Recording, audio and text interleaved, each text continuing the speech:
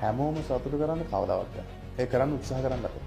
ගමනක් යනකොට තමන්ට සපෝට් කරන අයත් ඉන්නවා, විරුද්ධ අයත් ඉන්නවා. සමහර අය ඉන්නවා උඩින් පෙන්නුවට සපෝට් කරනවා වගේ. ගමන කඩාකප්පා කරන්න කකුලෙන් අදින්න ඕවට බහින අය. සමහර අය වචන වලින් අපේ උදව්වට අපේ මේවකට කරනවා ඔය කරන්නේ. හැබැයි ඒක නෙවෙයි යටිහිතේ තියෙන්නේ. මේක කොහොමද කඩාකප්පා කරන්නේ. එහෙනම් ගොඩ දෙනෙක් ඉන්නවා. කවුරුත් කියන කිසිම කතාවක් අහන්නේ. තමන්ගේ ගමන තමන් යන්නේ. ඒ යනකොට ඉතින් එක එක අභියෝග එනවා. ඒවට මුහුණ දීලා යන එක අපේ වැඩ.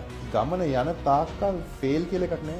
අපි මෙතන ඉඳන් වාහනේ නැගලා ගමනක් යනවා කියන්නේ. ඒ යන අතරදී ටයර් එකක් නේ වෙන්නේ. නවත්තන්න. ෆේල් අලුත් ටයරයක් දාලා දුවන්න ඕනේ. යනකොට එක දැනදී ලයිට් එකක් ගහලා යන්න.